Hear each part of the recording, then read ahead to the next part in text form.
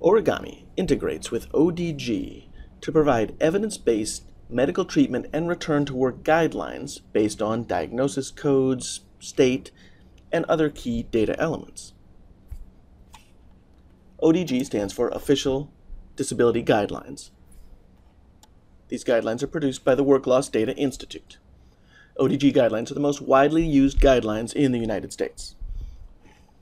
Here you see the key ODG data for the Joe Smith claim. His primary diagnosis was lower back pain, and he's got a ligament sprain that I can't pronounce.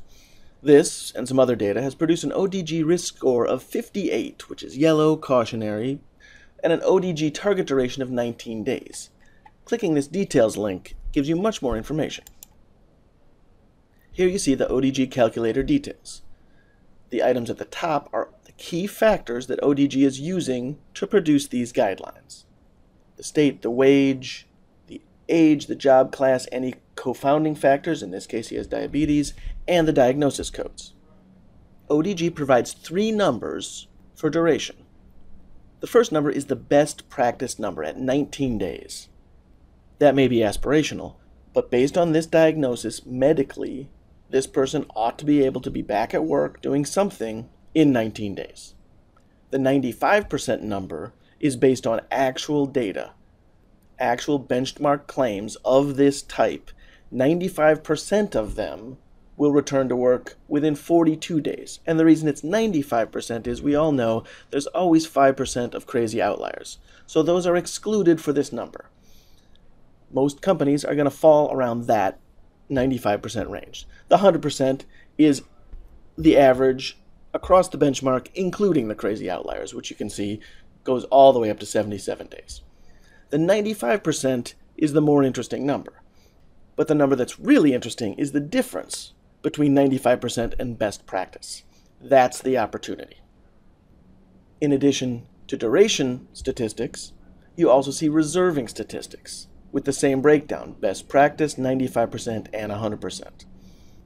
We can see this claim is already blown through best practices, which had a reserve of a little over $5,000.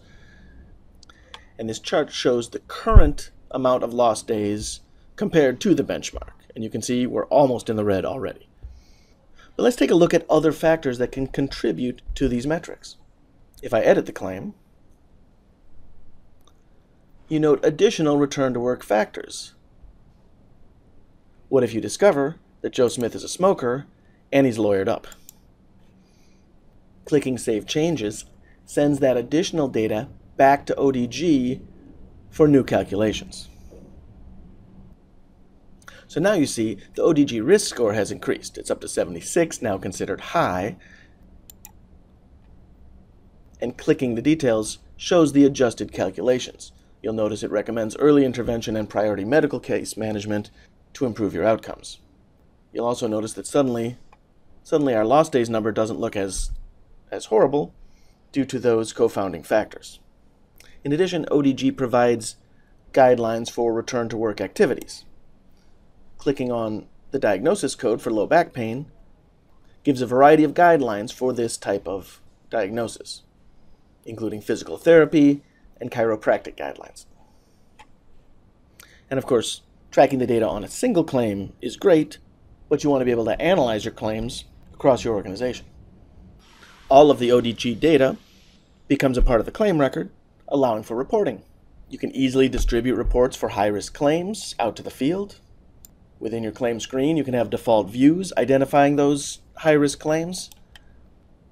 And you can even analyze target return to work right on your dashboard, so it's staring at you first thing in the morning.